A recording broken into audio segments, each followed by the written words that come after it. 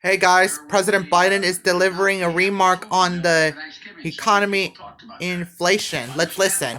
But families can rest easy. Grocery stores are well stocked with turkey and everything else you need for Thanksgiving.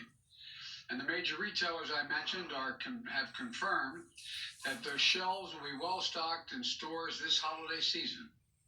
And that's good news for those moms and dads who are worried about whether the Christmas gifts will be available. It goes for everything from bicycles to ice skates.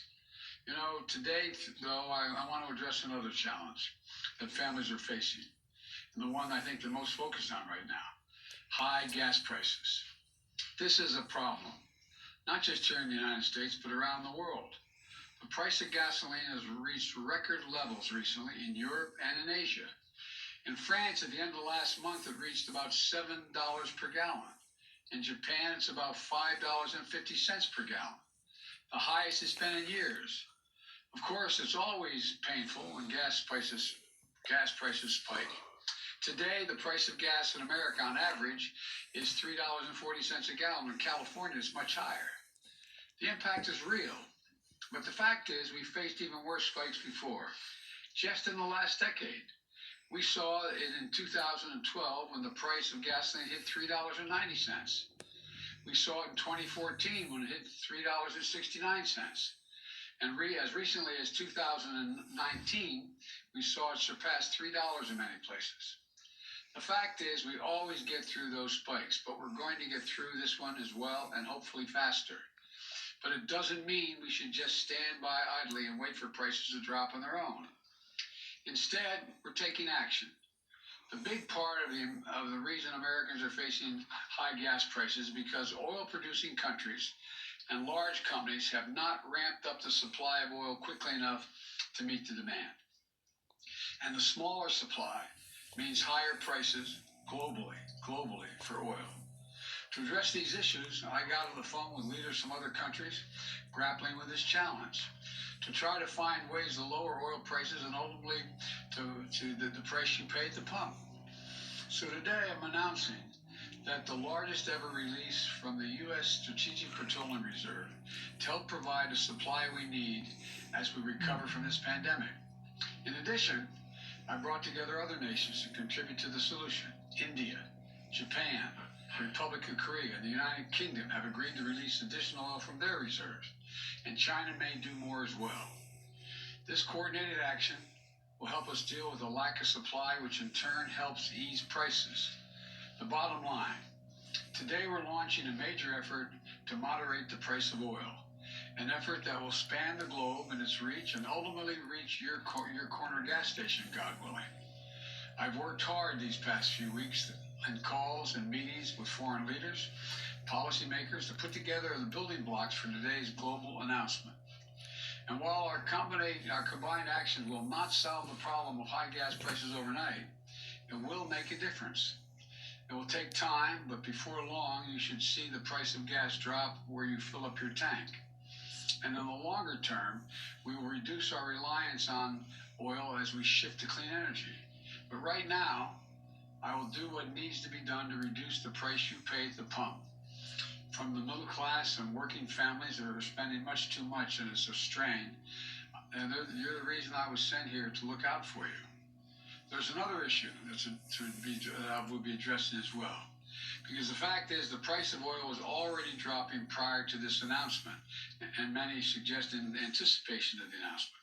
The price of gasoline in the wholesale market has fallen by about 10% over the last few weeks, but the price of the pump hasn't budged a penny. In other words, gas supply companies are paying less and making a lot more. They do not seem to be passing that on to the consumers at the pump. In fact, if the gap between wholesale and retail gas prices was in line with past averages, Americans would be paying at least 25 cents less per gallon right now, as I speak. Instead, companies are pocketing the difference as profit. That's unacceptable. And that's why I've asked the Federal Trade Commission to consider whether potentially illegal and anti-competitive behavior in the oil and gas industry is causing higher prices for consumers, so we can assure the American people are paying a fair price for their gasoline. I also want to briefly address one myth about inflated gas prices. They're not due to environmental measures. My effort to combat climate change is not raising the price of gas or increasing its availability. What it's doing is increasing the availability of jobs. Jobs building electric cars like the one I drove at the GM factory in Detroit last week. For the hundreds of thousands of folks who brought one of those electric cars, they're going to save $800 to $1,000 in fuel costs this year.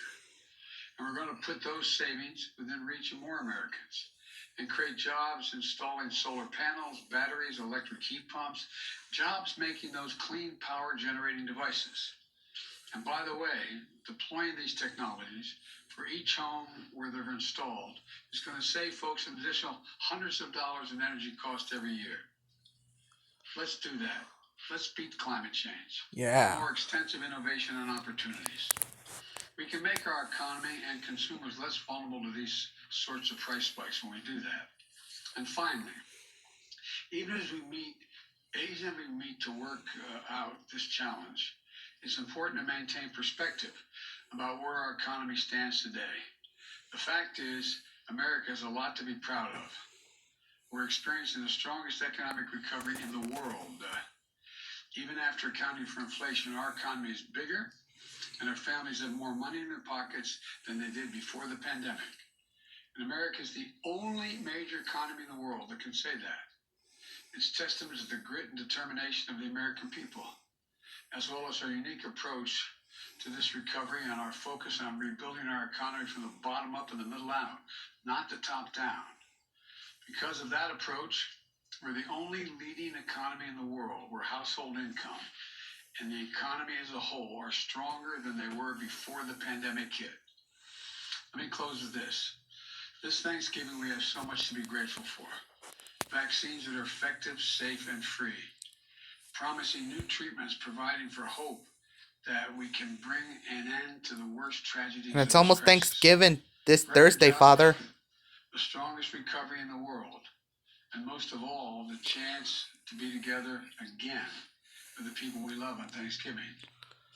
As you gather together with your family this Thanksgiving, I want you to know how grateful I am to serve as your president. And I promised you that I'll never stop working to address your family's needs.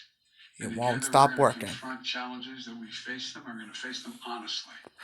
And that we'll keep building this economy around hardworking folks who built this country.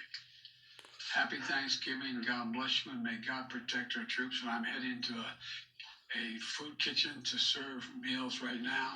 Thank you for your time. And All right. plenty of time to talk to you. We'll be serving our meal as well, Father. And God bless you, Dad. Happy Thanksgiving.